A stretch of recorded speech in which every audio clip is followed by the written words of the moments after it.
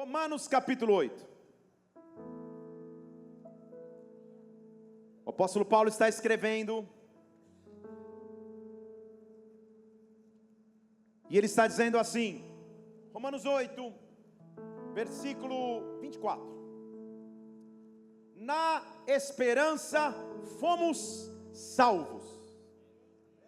Vou falar de novo para você dar um amém com glória.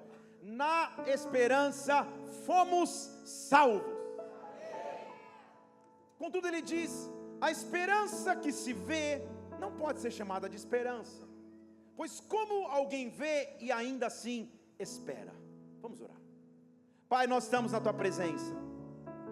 Que alegria, que maravilha podemos te sentir desde o início dessa reunião. Eu sei que o Senhor está aqui. Continua presidindo esse momento agora, Senhor. Nesse ajuntamento santo, ordena sobre nós a tua bênção. Manifesta a tua glória, teu poder e tua autoridade. Seja entronizado e vem com a tua majestade sobre as nossas vidas. Nós queremos te louvar nesta hora. Nós queremos te engrandecer, ó Deus. Nós queremos dizer que tu és grande, tu és Senhor, tu és majestoso. Não há nome maior do que o teu. Tu és a fonte de nossa vida. Por isso vem nesta hora, sacia nossa fome. Ah, meu Deus, sacia nossa sede. Preenche o vazio interior e que o teu reino se manifeste agora aqui na terra, como já está manifesto no céu. Nós te adoramos, engrandecemos antecipadamente. Aplaudimos o teu nome por aquilo que o Senhor já fez e fará em nosso meio. Nós te louvamos em o nome de Jesus Cristo. Dê um brado bem alto ao Senhor no teu lugar aí. Oh, esperança. Certa vez, como pastor, você visita muitos locais e um dos locais que às vezes um pastor visita são leitos hospitalares. E eu me lembro de fazer uma visita a uma senhora, já um pouco mais idosa, e orando, ela estava num pós-cirúrgico, nada muito grave, mas ela estava hospitalizada, e eu fui orar, e o nome dela era Esperança, e eu já falei, Senhor, me livre de qualquer piadinha, amém. Mas ela era tão espirituosa e tão legal, que quando eu subi, cheguei no quarto, falou, pastor, obrigado que você veio, mas fique tranquilo, meu nome é Esperança, eu sou a última que morre. Eu, falei, ela fez a piadinha que eu queria. Esperança. De acordo com o apóstolo Paulo, ele está nos mostrando que na Bíblia, eu não preciso enxergar para ter esperança. Na verdade ele está dizendo, se você enxerga já não precisa de esperança. Agora quando você não enxerga, aí é que você precisa esperar. Esperança então no conceito bíblico, não é somente otimismo, ou um pensamento positivo, ou afirmações positivistas de que tudo vai ficar bem. Não é só isso. Na verdade, esperança, de acordo com a Bíblia, é uma virtude teológica. Deixa eu falar em português.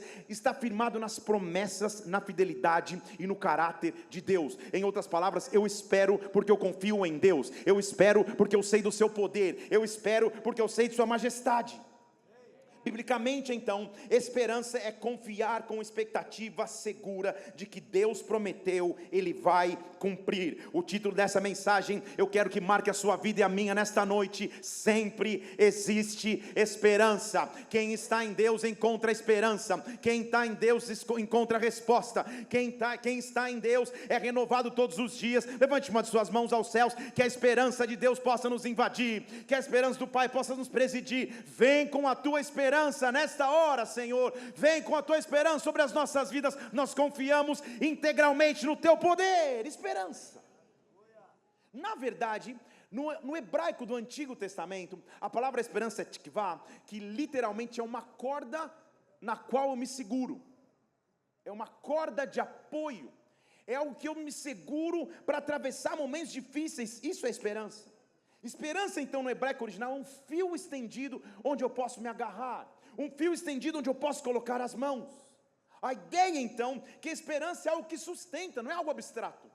Eu tenho onde me sustentar, eu tenho onde me ancorar, eu tenho onde colocar minha esperança. Esperança também, no hebraico do Antigo Testamento, também pode ser traduzido com a palavra yahal, que significa aguardar com confiança ativa, ou esperar com perseverança antecipada. Deixa eu ler em português. Saber que vai dar certo antes mesmo que aconteça. Eu jogo tênis. Eu não vou olhar para alguns adversários aqui, mas tem alguns que quando eu vou jogar, eu já tenho uma esperança. Ou seja, eu já sei antes que vai ficar bem. Tem outros que eu falo, Senhor, esse é aquele seu cumprimento na rede e falo, se Deus é por nós, quem será contra nós? Estou brincando. A esperança, de acordo com a Bíblia, então, é a segurança de que vai dar certo antes mesmo que aconteça. É o fio que eu seguro porque eu confio em Deus. No Antigo Testamento, então, esperança nunca é passiva. Não é sentado esperando que algo dê certo. É a atividade de confiar em Deus, de que tudo vai ficar bem. Então Ele age em meu favor. No Novo Testamento, que agora está escrito em grego, é a mesma coisa, só que a palavra esperança é elpis, que significa uma certeza antecipada. Antes eu já sei, Deus vai fazer. Eu vou falar para você agora, vamos pregar em português. Deixa eu dizer, você vai entrar na tua semana, você está na última semana de fevereiro, vai entrar no mês de março com uma certeza antecipada. Deus vai agir em meu favor, Deus vai intervir na minha causa, Deus vai agir na minha família, Deus vai tocar os meus filhos, Deus vai tocar os meus negócios, Deus vai tocar os meus estudos, Deus vai presidir a minha empresa. Eu tenho esperança. Eu tenho uma esperança que está centrada em Deus. Eu tenho uma certeza antecipada de que Ele vai cuidar de todas as coisas. Nele eu espero, nele eu me seguro. O desafio então é olhar para áreas da vida onde de repente a esperança vai embora, onde de repente eu passo os desafios e continuar crendo mesmo assim. Esperança, de acordo com a Bíblia, não está ligada só àquilo que a gente sente. Lamentações capítulo 3, versículo 21, diz assim: eu quero trazer à memória aquilo que me dá esperança. Torno trazer para minha mente o que me dá esperança. E o que é que me dá esperança? Que as tuas misericórdias não têm fim. Continua o versículo lá para mim, ó.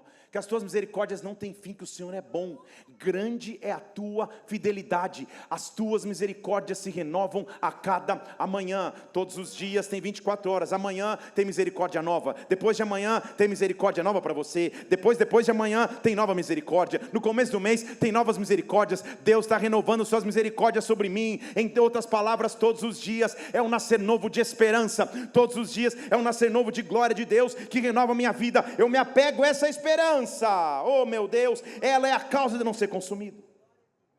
Então o que Jeremias está tentando nos ensinar é termos uma memória espiritual de que Deus sempre cuida de tudo, sempre existe esperança.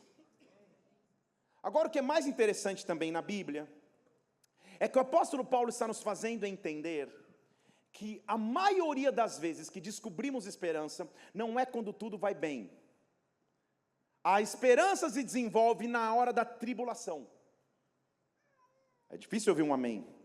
Eu sei que talvez só as crianças chorem nessa hora, porque não é só na alegria, não é quando tudo vai bem que você fala, oh, eu tenho esperança em Deus. Não, é na hora da tribulação. Olha o que ele diz em Romanos capítulo 5. Romanos também, ao escrever a carta aos Romanos, no capítulo 5 ele diz assim, olha, a tribulação produz perseverança. Mas olha o que ele diz antes, nos gloriemos nas tribulações. Aí ninguém fala a mim mesmo, porque Paulo está dizendo, fique feliz na hora da luta, é o que Paulo está dizendo.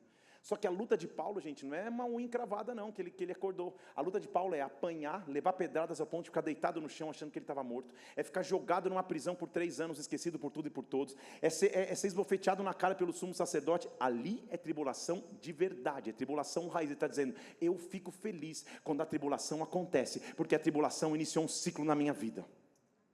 Vocês estão aqui? A tribulação vai me dar capacidade de perseverança, a perseverança vai me dar experiência, e a experiência vai me dar esperança. Ele está dizendo, se começa em tribulação, em Deus termina em esperança. Se começa em tribulação, em Deus termina em esperança. Se eu estou vivendo tribulações, eu já sei o final do ciclo. O ciclo final é esperança. Deus está me amadurecendo, Deus vai me dar esperança, Deus vai renovar as minhas forças. A tribulação não é para o meu fim, a luta não é para o meu fracasso, a dificuldade não é para minha derrota. Deus vai me dar esperança.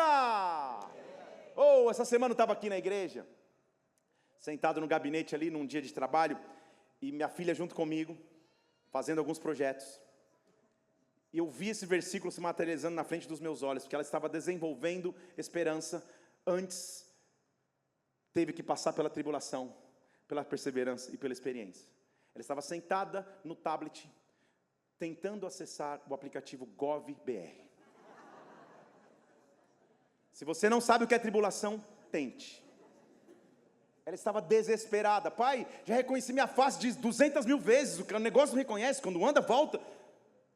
Eu falo, bem-vindo à vida adulta. Quer tirar a habilitação? Seja bem-vinda, Deus abençoe. Vai na fé, conseguiu? Deu certo? Pronto. A tribulação terminou em? Eu não sei qual tribulação você pode estar atravessando agora, qual luta você pode estar atravessando exatamente agora, mas Deus quer colocar sobre você esperança. Deus quer colocar sobre você esperança. Essa tribulação não é para o fim. Deus vai te dar força para perseverar, e o final do trajeto é esperança. Se você crê, diga aleluia. Se você crê, diga glória a Deus. Eu tenho uma esperança. Como te disse, então, esperança se descobre às vezes nas maiores lutas que você enfrenta, nas tempestades que a vida atravessa. Nem tudo são flores, nem tudo vai sempre ser bem. Se você acompanha um pouco, ou conhece um pouco da nossa história de vida e de família, você vai se lembrar que alguns anos atrás, eu e a pastora vimos um grande testemunho do cuidado de Deus, do agir de Deus, mas da intervenção de Deus no meio de uma tempestade. Qualquer dia a pastora compartilha mais. Mas na época da pandemia, foi em 2020, né, Mi? Em 2020, os 2 infectados na Covid, pandemia, tudo bem, fomos no hospital por protocolo, e o médico fez a chapa dos meus pulmões ali, porque eu fui comer uma maçã, sei lá, na verdade era uma pizza, não era tão saudável assim, porque eu estava sem paladar, nada, e eu estava comendo um pedaço de pizza, me engasguei. Quando voltei do engasgo, comecei, o que é isso, Mila? Então ela falou, não, vamos para o hospital. Aquele pânico de pandemia, fomos para o hospital, fizemos a chapa dos pulmões, eu estava com 40%, acho 45% de comprometimento, mas bem, e o médico falou, olha, você está bem, você não tem comorbidades, você faz exercício físico, você decide, ele falou para mim, quer ficar internado ou quer ir para casa? Eu falei, doutor, acho que você não tem que falar, e a gente discutindo, ele falou, então vamos fazer o seguinte, pelo sim ou pelo não, porque nas próximas 24 horas você pode ou melhorar de vez ou piorar de vez. Eu falei, que legal, eu vou te internar. Eu falei, tá bom, então eu estava trazendo as guias ali, e eu olhei a Mila do meu lado, de pé ali, e falei, Mila, já estamos aí, você também está com Covid, faz também o exame. Daquele jeito bem tranquilo, italiano, disse ela, que exame? Não precisa fazer exame nenhum, não, eu estou bem. Eu falei, não, faz o exame, por que você não faz? Aí o médico olhando nós dois, ele falou, não precisa sim, doutor, faz a guia que ela vai fazer. Aí o médico receitou, ela foi lá, enquanto eu preenchendo os formulários, ela foi fazer. Ela foi fazer o exame, voltou. Depois de um tempo, a gente volta para o médico, ele com papel na mão, lendo, olha, que tudo tranquilo, 20% só de comprometimento, você está bem, mas eu já bati o olho, no final do exame, tinha uma observação, nódulo no pulmão direito. Eu olhei e falei, acho que ela não percebeu. Quando eu olhei para ela, já estava no Google, nódulo no pulmão direito. Resumindo toda a história, um dia ela conta melhor o testemunho. Era um câncer no estágio 1, que só foi descoberto desta forma. Mas tempestades chegam assim, sem avisar. Quando você escuta essa palavra vindo da boca de alguém, de um profissional da saúde, você já pensa, meus filhos, é a mãe dos meus filhos, e o nosso futuro, a tua mente já começa... A gente ali ainda, eu tentando lidar com o fato que eu ia ficar internado, fiquei 2 dias ali, quase que colônia de férias, sem fazer nada. Porque eu estava bem, mas na verdade Deus tinha nos mandado ali para descobrir. Estão aqui comigo ou não? Porque era uma enfermidade silenciosa que ela jamais descobriria se não fosse assim. Quem que chega voluntariamente, entra no hospital e fala, eu quero fazer um raio-x do pulmão? Ninguém. Mas Deus estava no controle de tudo, só que a tempestade começou. A gente ali sentado, preenchendo os formulários, é óbvio que ela vai lembrar. Entra o segurança do hospital, um cara de terno e gravata, daqueles que acho que, fora do horário de trabalho, mora no monte, não vai nem para casa. Sabe aquele, ele já entrou marchando na sala assim, ó. Lembra-me? E a Mila meio chorosinha assim, óbvio, mas não pelo exame, por mim, porque ia ficar internado. Ele olha para ela e não para mim e diz assim, Deus está no controle de tudo, fique tranquilo, essa tempestade não é para o fim, deu uma profetizada lá e aleluia, glória a Deus, saiu, do jeito que ele veio, saiu. Eu voltei lá para procurar esse segurança, eu nunca mais achei, na verdade eu não sei nem se ele existe, se você está entendendo aí.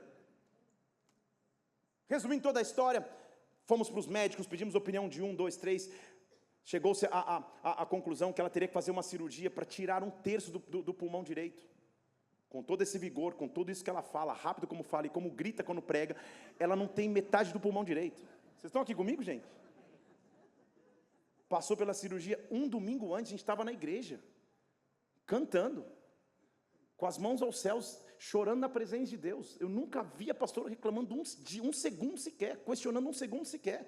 Porque é na tempestade que a gente aprende a ter esperança. Escute, igreja, quando alguém prega sobre esperança, não é porque leu num livro de teoria, é porque Deus ensinou na hora da tribulação, que eu tenho que adquirir perseverança, que eu tenho que adquirir experiência, para que eu tenha esperança. Deus quer te dar esperança mais uma vez. Você está vendo a tua pastora hoje aqui, 100% curada, todo ano faz os exames, faz um PET scan do corpo inteiro, só para contestar todos os anos, que ela está totalmente curada. Isso foi 5 anos atrás, já fez 6 anos, já entrou no período que não precisa fazer todo ano, só daqui a 5 anos vai fazer 6 anos, porque ela está completamente curada, porque no meio da tempestade, Deus nos deu esperança. Deus quer dar esperança a você, no meio da luta que você enfrenta. Se você crê, dê um brado ao Senhor, aplaude no teu lugar. Deus quer te dar esperança.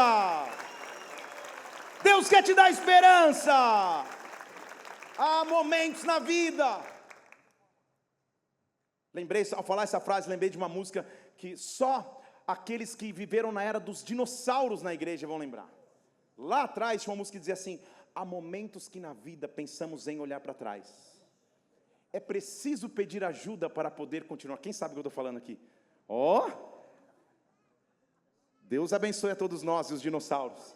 E o refrão era: clamamos o nome de Jesus. Acho que quem cantava era o Atos 2, que depois virou Kadosh. Isso é dos tempos realmente. Essa música foi cantada na ceia de Cristo, antes dele subir ao Getsemane. Só para você entender.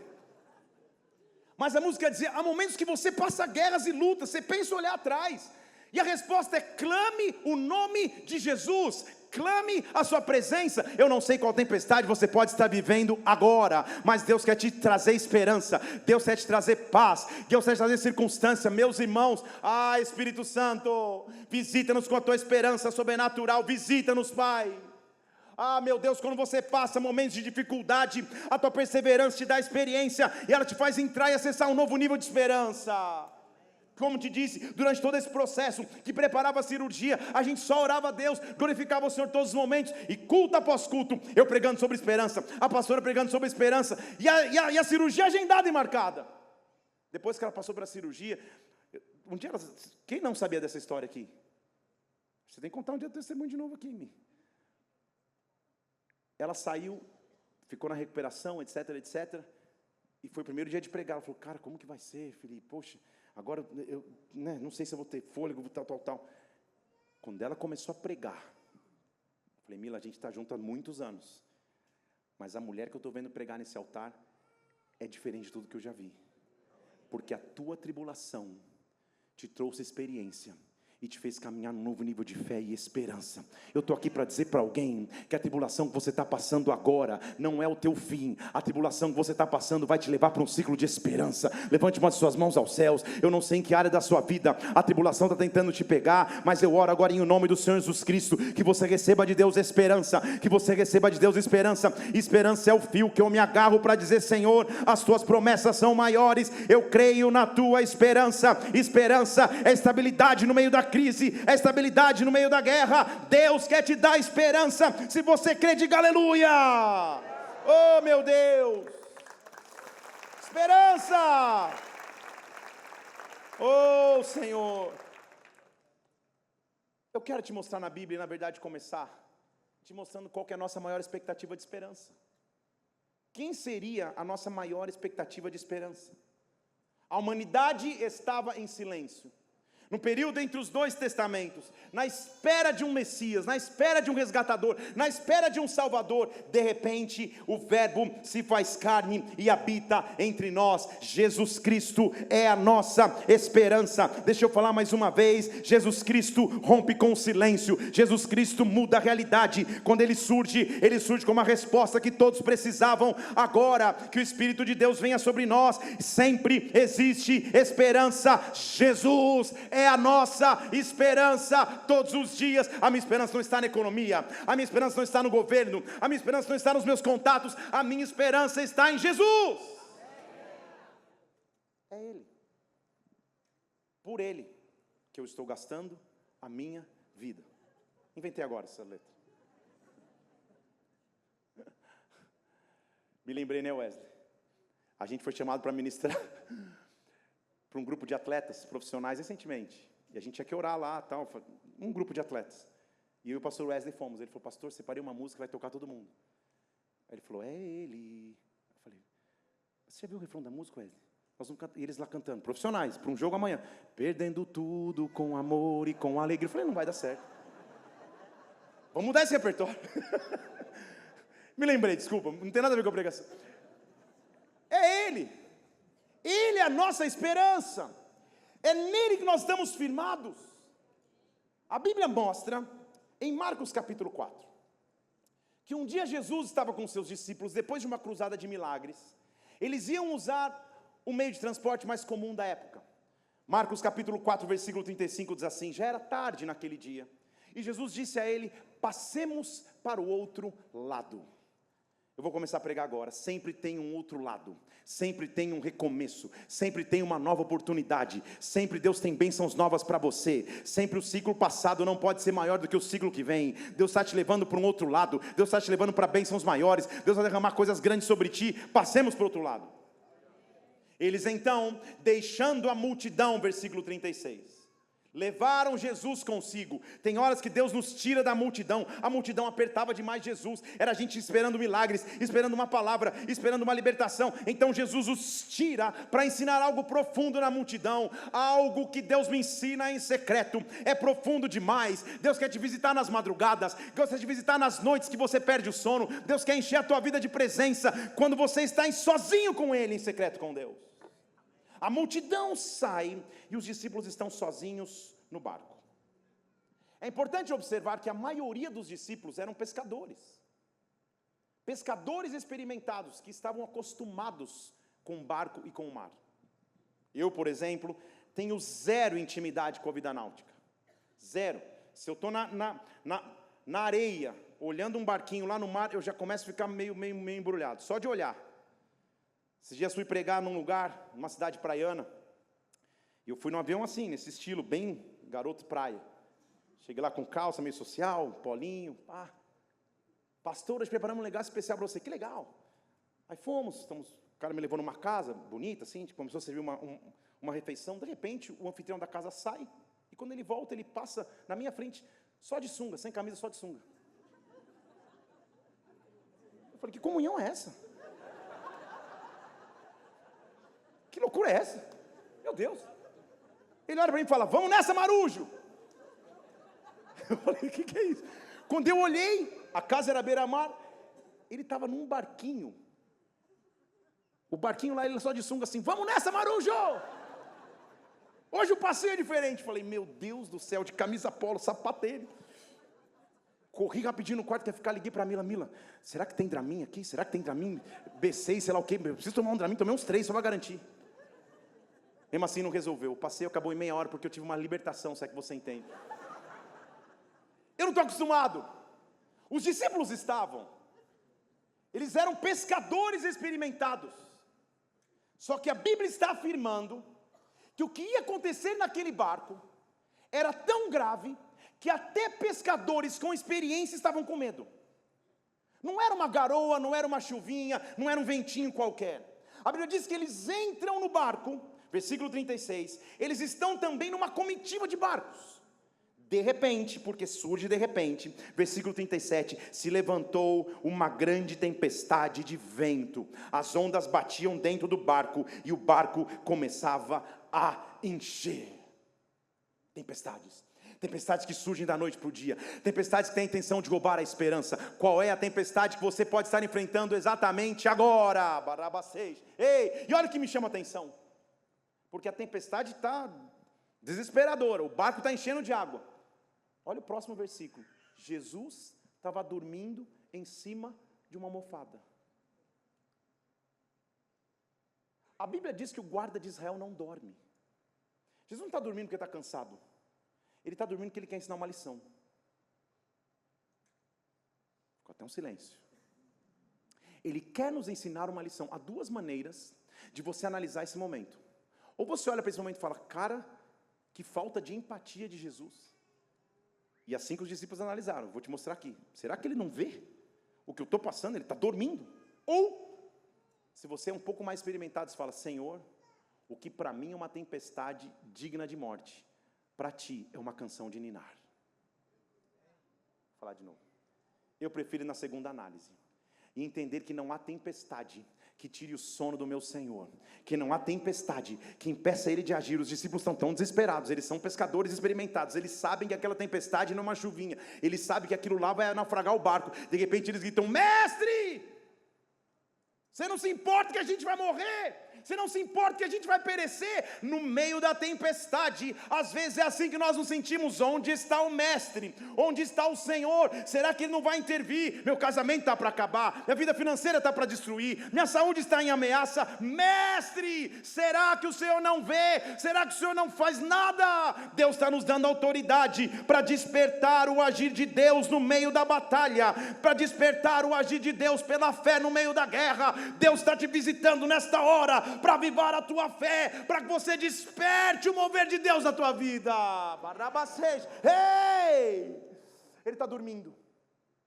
Um dia eu vou fazer um teatro desse trecho, pastor Lucas, com todas as minhas atividades e artes cênicas e habilidades que não existem. Mas eu posso imaginar Jesus dormindo no barco, a tempestade, o povo gritando desesperado, e daqui a pouco eles falam: não é possível! E Jesus: wait a minute, só um minuto. Quem consegue dormir no meio de uma tempestade mostra uma tranquilidade gigantesca. Recentemente fui pregar em Joinville. Joinville é 1 hora daqui, né? 1h30 daqui. Com pressa, 20 minutos você chega. E eu saí da pregação, tipo da igreja, 11 horas da noite, sozinho no carro. 11 e pouco da noite eu estava naquele pedágio que você vai começar a subir ali a serra. Um caminhão tombou na serra e parou tudo. E ali você sabe, quando para tudo, não tem o que você fazer. Eu estava numa área que não tinha internet. E eu comecei a me desesperar. Era meia-noite e meia, 1 da manhã, sem nenhuma previsão. E eu preocupado: cara, minha família não consegue nem falar comigo. A pastora deve estar desesperada, deve ter acionado todos, corpo de bombeiros, polícia militar, deve estar um desespero. Eu preciso conseguir alguma coisa. Então, estava tudo parado. Eu saí do carro, comecei a andar pela rua. Era bem perto do pedágio, então fui num caminhoneiro, bati, ele já levou um susto. Eu falei: você tem internet? Ele falou: não tenho. De repente eu vi uma moça ali, estava mexendo no Instagram, um casal, eu bati, assim, ela olhou, eu falei: fique tranquilo, podia estar roubando, podia estar matando, mas eu só preciso da sua internet um segundinho, me deixa rotear a tua internet. Ela falou: não consigo, mas pode ligar. Já era quase 2 horas da manhã. Aí eu liguei, tocou uma vez o telefone, nada. Falei: meu Deus, ela deve estar tão preocupada que ela não está nem vendo o telefone tocar. Liguei de novo, ela atendeu. Alô? Sabe, tipo Jesus na tempestade? Eu falei: Mila, você está me ouvindo bem? Claro. Eu estou na estrada, são 2 horas da manhã, não há previsão quando a estrada vai haver. Um casal muito gentilmente me cedeu a internet, não se preocupe. Eu cheguei em casa no outro dia, 11 horas da manhã, que foi quando abriu a estrada. Entrei em casa, ela já sabia que estava bem. Ela falou: ué, eu não entendi, você veio de carro? Eu falei: claro, eu fui de carro e voltei. Ela falou: ué, o casal da igreja não ia te trazer de caminhonete? Quem consegue dormir na tempestade já está num outro nível de fé. Vocês estão aqui comigo? Enquanto eu estava preocupado, a princesa dormia sonhando com uma caminhonete. Vocês estão aqui comigo? Jesus está querendo mostrar para os seus discípulos: eu não sei o tamanho da tempestade que você enfrenta, mas essa tempestade não é o final. Essa tempestade é para que eu expresse a minha glória. Ele está ali dormindo, os discípulos o acordam em desespero. Olha o versículo 39. Jesus, levantando-se, repreendeu o vento e disse ao mar: aquieta-te. E o mar calou, e o vento cessou, e se fez uma grande bonança. Eu tenho um Deus que com uma palavra acaba com a tempestade, que com uma palavra muda diagnóstico, que uma palavra traz saúde de volta. Basta uma palavra do Senhor, basta uma voz liberada de Deus. Há uma voz sendo liberada aqui. Eu não sei se você sente, há uma presença de Deus, há uma voz sendo rompida, há uma voz que vem neste lugar, que muda a tua realidade. Ele repreende, ele levanta e diz: vento, cala-te, mar, aquieta-te. E a tempestade E o que ele vai dizer depois, para mim, é o maior ensino de toda essa trajetória. Porque ele diz assim: por que vocês estão tímidos? Sabe o que ele está tentando dizer? Por que vocês me acordaram? Vocês podiam fazer o que eu acabei de fazer. Timidez aqui não é vergonha, timidez é falta de coragem. É isso que ele está dizendo. Por que vocês não tiveram coragem? Vocês podiam fazer, homens de pouca fé. Deus está te dando autoridade para nesta semana repreender a tempestade que vinha contra a tua vida, que repreender a tempestade que vinha contra a tua casa. Levante umas suas mãos aos céus. Na verdade, eu quero que você use essa autoridade agora. A tempestade que quer roubar a esperança, que quer roubar o futuro, que quer roubar o amanhã. Sempre existe esperança. Há uma tempestade que se acalma nesta noite. Deus está vindo aqui. Repreende a tempestade, aquieta o vento nas tuas emoções, nas tuas finanças, no teu ministério, na tua saúde, em todas as áreas. Repreende a tempestade. Oh, calma aí. Mas o termo que ele está usando é muito específico, porque não é que ele ordena e a tempestade se acalma. A Bíblia diz que ele repreende.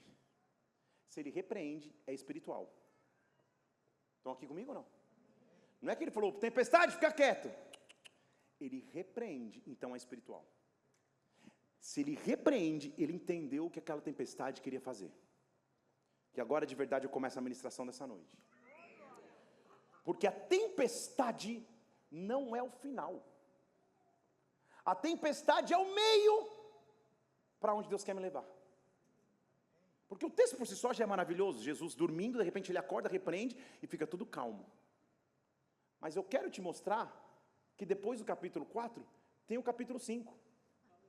Veja que profundidade teológica nessa afirmação. Depois do capítulo 4, vem o capítulo 5. Por favor, Isabela, parente, entra no Gov. Você sabe dar nó? Obrigado. Vamos aplaudir ao Senhor pela garota que conseguiu entrar no Gov. Obrigado, Isa. Depois do capítulo 4, vem o capítulo 5. A história não termina na tempestade. Eu quero te mostrar, na verdade, um homem, que a Bíblia não registra o seu nome, mas na verdade eu vou dar um nome a ele: desesperança. Este homem era um problema para todos ao seu redor. Não olhe para ninguém. Seu cunhado veio com você, olha para mim fixo, não olha para ele. Ele era um problema para todos que estavam ao seu redor. Ninguém sabia lidar com este homem. A Bíblia relata que esse homem era tão endemoniado, que ele não morava mais na cidade, ele morava no cemitério, nos sepulcros. O pessoal amarrava ele com corrente, e ele rasgava as correntes com as mãos. Não porque ele tinha um demoninho assim, aqueles de esquina. A Bíblia diz que ele tinha uma legião de demônios. Legião diz respeito a uma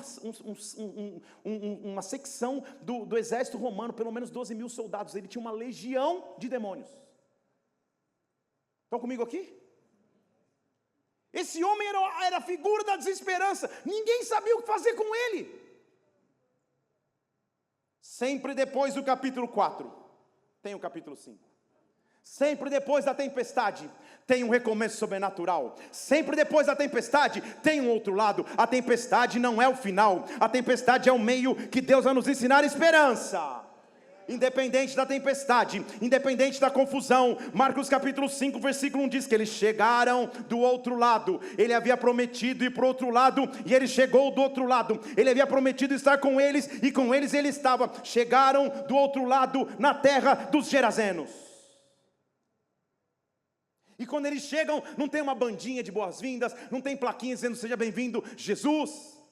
Pelo contrário, logo quando ele saiu do barco, veio ao seu encontro, vindo dos sepulcros, o cara morava no cemitério, um homem com um espírito imundo. E ele vai explicar quem era esse homem. Ele morava no cemitério.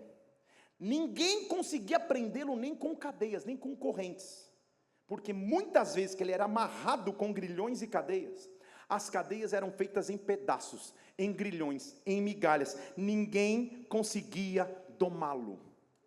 A expressão em grego é para animal. O homem chamado desesperança estava vivendo como um animal.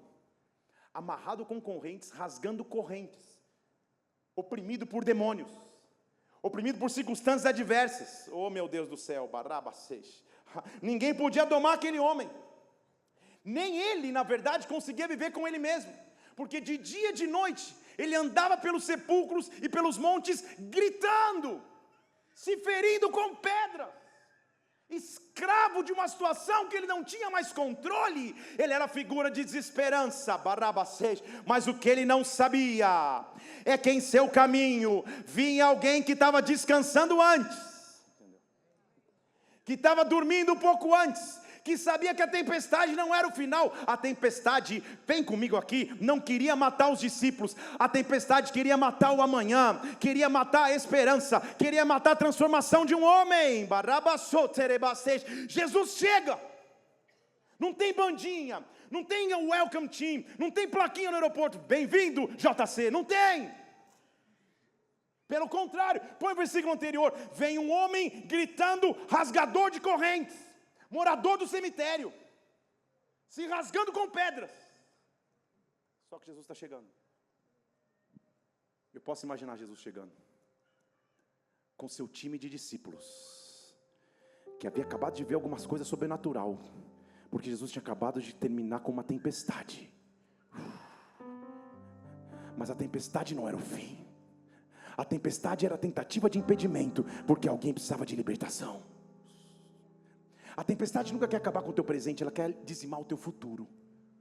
Jesus chega. Quando ele chega, esse morador do cemitério, rasgador de correntes, que não conseguia viver nem consigo mesmo, gritando, se rasgando com pedras, Jesus está chegando. Não há troca de palavras. Eles não falam nada um com o outro. Só que olha o versículo 6. Vendo a ele Jesus de longe, correu. Não correu correu para. Estão aqui? Não correu Sabe o que aquele homem está dizendo? Calma aí. Meu nome seria desesperança. A cidade não sabe lidar comigo, minha família não sabe lidar comigo. Me mandaram morar no cemitério, porque o meu lugar é viver com os mortos, não com os vivos. Nem eu aguento ver comigo mesmo. Mas chegou alguém. Chegou alguém que rompeu a tempestade. Chegou alguém que me livrou, Barabasseis, que é capaz de fazer algo por mim que ninguém pode fazer. Eu corro para ele. E o versículo no grego original é: ele chega diante de Jesus, ele não fala nada. Mas a palavra grega literalmente, permita-me fazer, ele faz assim, ó.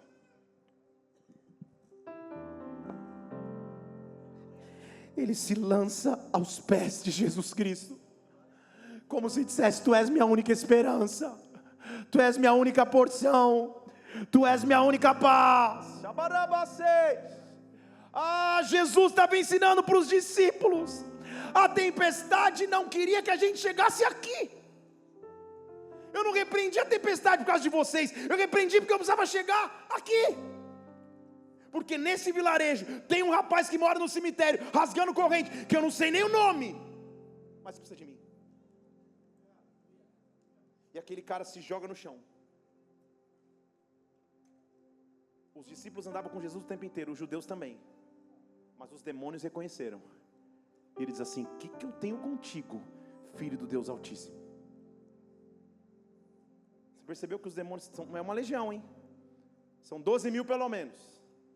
Ele está dizendo: o que eu tenho com você? Eu te peço, não faz nada com a gente não, são 12 mil. Sabe o que Jesus fala? O que só ele podia falar.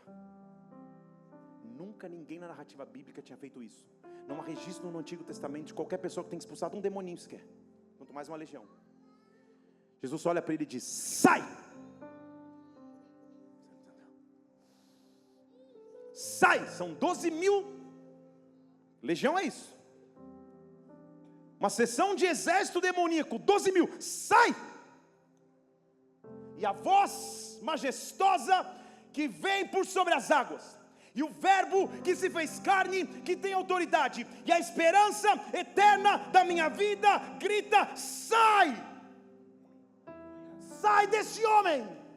sai desse escravo, sai desse homem, espírito imundo. E perguntou: qual o teu nome, demônio? Ele respondeu: na verdade, nós somos uma legião, somos muitos. Sai mesmo assim, faz fila e sai de mão dada, vai, vaza, sai. Não dá tempo de explicar, só dá tempo de mostrar o resultado. Quando Jesus chegou nesse vilarejo, esse cara que eu não sei o nome até agora, era um rasgador de corrente, morador de cemitério, endemoniado, top 1 da cidade. O Instagram dele era O Atormentado. Ele postava fotos fazendo selfies com correntes. Estão aqui? Ele era a figura da desesperança. Só que Jesus chegou. A Bíblia nem rediz quanto tempo Jesus ficou. O último versículo que eu tenho dele tem uma legião, tem muitos, mas sai. Versículo 18. Quando Jesus está indo embora, rogava-lhe aquele que havia sido endemoniado. Deixa eu ir com você. Vou ler de novo. Quando ele chegou, o homem era um endemoniado rasgador de corrente. Quando ele está indo embora, o narrador do Evangelho de Marcos, João Marcos escreveu, possivelmente Pedro ditou as histórias, porque ele viu. Está dizendo: agora esse cara já não é mais o atormentado, ele é o que foi atormentado. Vou falar de novo aqui, para você poder dizer amém. Porque eu não sei o que você viveu na tua vida, eu não sei quais desafios você teve que atravessar, eu não sei que pecados você teve que viver, mas como é bom ter um versículo que diz: eu já fui, mas não sou mais. Eu fui liberto por Deus, eu já fui, mas não sou mais. A tempestade acabou sobre a minha vida, eu já fui, mas não sou mais.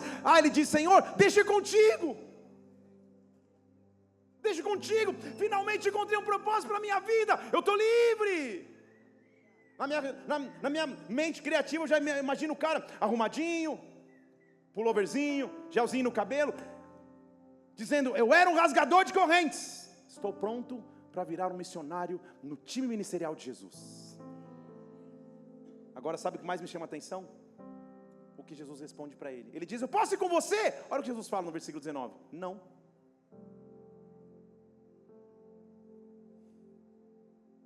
Mas volta para a tua casa, volta para aqueles que te viram rasgando corrente, volta para aqueles que te mandaram morar no cemitério, volta para aqueles que olharam a tua desesperança, volta para a tua cidade e anuncia como eu tive misericórdia de ti. Volta e mostra a transformação que você teve. Volta, no meu time ministerial você vai ser útil, mas eu quero te deixar na cidade. Deixa eu falar em português a você. Jesus chega lá, ele era um endemoniado rasgador de corrente, ele vai embora, agora é um missionário que vai pregar para uma cidade. Não só isso, olha o versículo 20. Ele se retirou e começou a publicar, postar, anunciar em Decápolis. Pastor Felipe Parente, o que é Decápolis? Olhei no dicionário, não encontrei, no mapa muito menos. Decápolis é o ajuntamento de 10 cidades. Você entendeu? Jesus pegou um homem sem esperança, amarrado em correntes, casa para a legião de demônios, e o transformou de tal forma que quando ele vai embora, ele diz: agora você é um missionário para 10 cidades. Você não podia morar sozinho num lugar, agora vai para 10 cidades pregar do meu amor, agora vai para 10 cidades transformar a humanidade, agora vai para 10 cidades. E onde ele falava, a Bíblia diz: todos se admiravam, todos se admiravam. Deixa eu dizer, o que é Decápolis? Decápolis, amada igreja, não é terra de Israel. Decápolis é onde hoje é a Jordânia, onde hoje é a Síria, é berço da cultura grega, do comércio, da filosofia, do paganismo, do culto aos deuses greco-romanos. Decápolis. Aí, ó. Decápolis. Decápolis. Nós estamos acostumados a pregar do apóstolo Paulo, que foi o primeiro a pregar para os gentios. O primeiro a pregar para os gentios, os não judeus. Foi um homem que eu não sei o nome, mas conheço a história. Foi um homem que eu não sei quem é, mas conheço a transformação. Foi a desesperança que se transformou em esperança. Foi aquele que não tinha futuro, que Deus trouxe futuro. Você entende que a tempestade não queria que Jesus chegasse lá, porque ele sabia que depois da tempestade tem libertação, depois da tempestade tem recomeço, depois da tempestade tem milagre. Aquele homem fica ali pregando: venha para o culto de milagres, do ex-endemoniado rasgador de corrente. Venha para o culto. Ele começa a pregar na cidade, na região de 10 cidades. Jesus vai para as suas viagens.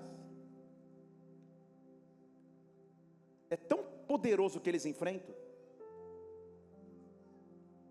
que no capítulo 7 de Marcos, versículo 31, o próprio Jesus volta para Decápolis. No capítulo 5 ele deixou o cara lá e continuou sua viagem. E o pregador lá de Decápolis, contando o seu testemunho: eu morava nos sepulcros, tinha 12 mil demônios comigo, eu estava preso, amargurado, sem esperança.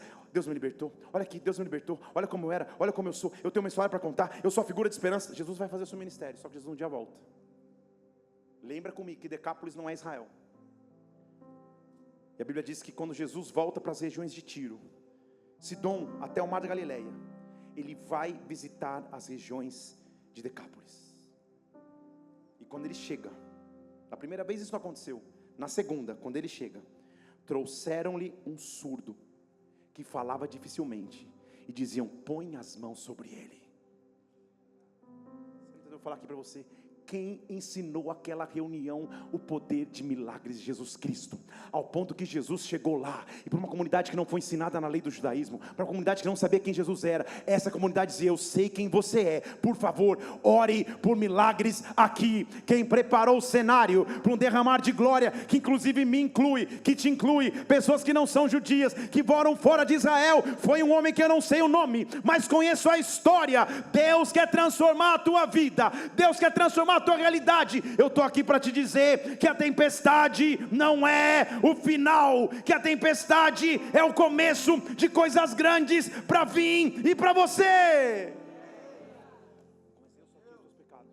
Eu só tinha os meus pecados para te oferecer, mas mesmo assim me amou, mas mesmo assim, com uma frase atire a pedra, ele me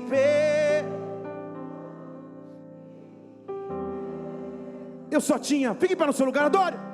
Eu só tinha, mas mesmo assim, há uma presença de Deus que acalma tempestades. Com uma frase atire a pedra. Quem nunca pecou, ele me perdoou. Ele me perdoou. Sua irresistível graça me alcançou. Levante as mãos. Quem é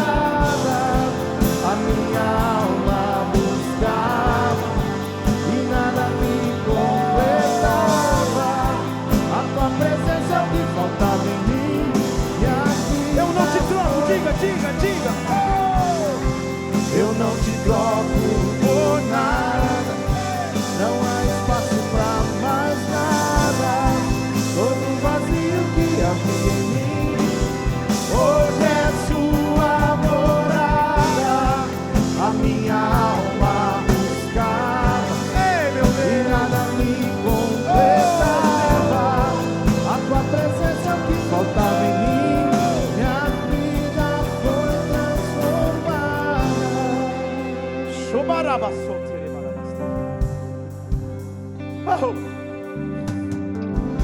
Há um conceito na Bíblia, na teologia, que ensina a troca substitutiva. Ele trocou algo comigo.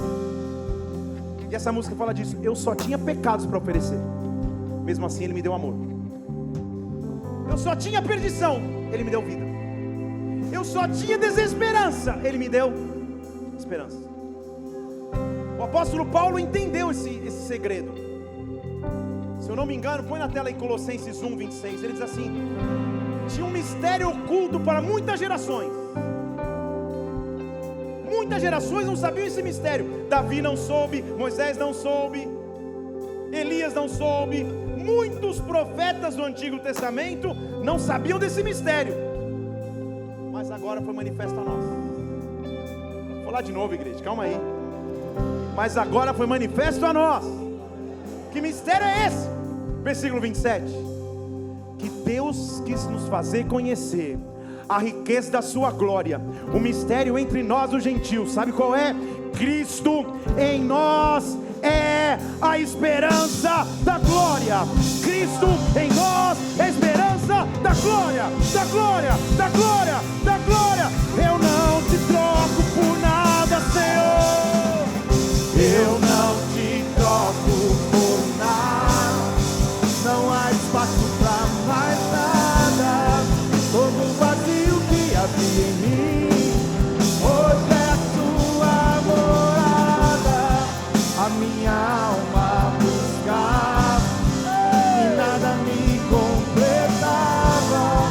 A tua presença que faltava em mim, minha vida foi transformada. Quem é esse, oh, que era sem pecado e não me condenou? No lugar da morte, vida profetou. O Cordeiro que por mim se entregou e os meus pecados levou. Agora é você com Jesus. Feche seus olhos. Porque há momentos que Ele nos tira da multidão e parece que eu estou sozinho com Ele no barco. E as tempestades vêm. Mas hoje Ele quer repreender a tempestade. Porque a tempestade não vai roubar a libertação do futuro, o milagre do futuro, a resposta do amanhã. A tempestade não é o final, é o meio.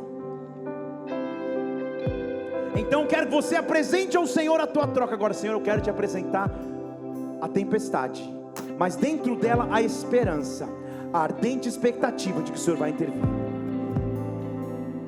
Eu estou vendo a tempestade acabar agora. Eu estou vendo a grande bonança acontecer no mar agora. Eu estou vendo a tua vida sendo conduzida em paz agora. Porque Ele está dizendo: essa tempestade não é o fim. Esse pensamento suicida, esse pensamento de morte não é o fim.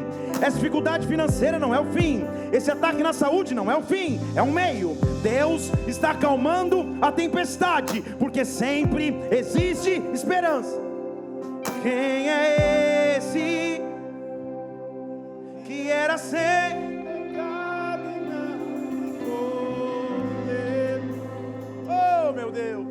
No lugar da morte, vida me ofereceu. Ele está aqui, igreja, Ele está aqui. O Cordeiro que por mim se entregou e os meus pecados. Hoje a tempestade acaba. Quem crê dá um brado bem alto. Adora, adora, adora, adora, adora, adora, adora, adora. Orabassou, terebarabacê, chatarabarabassou, barababacê. O Deus que muda realidades, o Deus que anula diagnósticos, o Deus que muda sentenças, Ele está neste lugar. Dê um brado alto, celebre!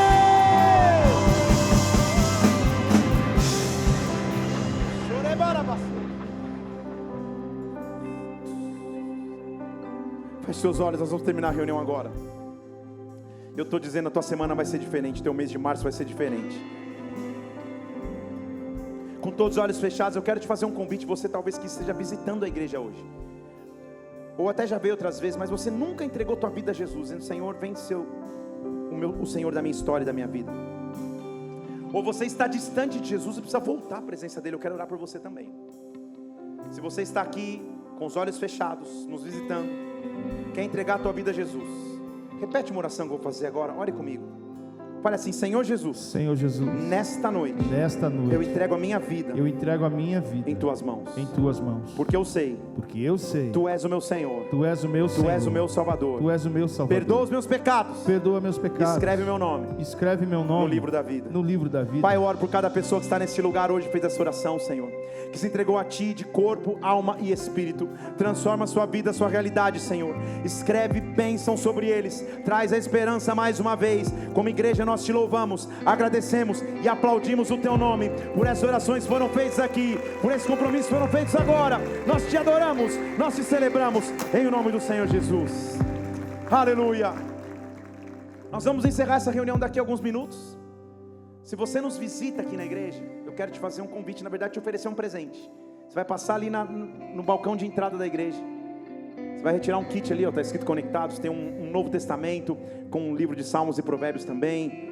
Tem uma caneta aqui da igreja, tem um bloquinho de anotações da igreja. É um presente nosso da igreja para você. Se você visita, passe ali. Se você fizer essa oração, passa o nosso time de boas-vindas quer orar por você. Nosso welcome quer te receber. Seja muito bem-vindo. Vamos aplaudir o Senhor como igreja por essas orações que foram feitas, por essas pessoas que nós estamos recebendo hoje aqui. Feche seus olhos só um instante, vamos terminar a reunião agora. Ele é capaz de acabar a tempestade. Ele é capaz de transformar realidades. Pastor, essa palavra foi comigo, aqui presencialmente, online assistindo. E eu quero dizer hoje que as tempestades vão acabar, porque do lado de lá tem milagre, do lado de lá tem provisão, do lado de lá tem libertação. Com todos os olhos fechados, se a tua situação é agora: Senhor, eu estou vivendo tempestades em alguma área da minha vida, mas eu quero dizer, hoje a tempestade acaba. Levante uma de suas mãos, eu quero orar por você. Eu quero orar por você. Olha, meu Deus, quantas pessoas aqui, Senhor, que hoje recebem nova esperança em Deus, que hoje recebem nova vida em Deus. Meu Deus, age de forma sobrenatural em todas as áreas. Cessa a tempestade, traz a esperança mais uma vez, renova a esperança dos teus filhos e filhas. Como igreja, eu profetizo agora que venha um novo tempo, que venha um novo derramar. A tempestade não é o fim, é um meio para Deus manifestar a sua glória. Conectados, dê um brado bem alto, grite glória a Deus e adore ao Senhor. Aleluia.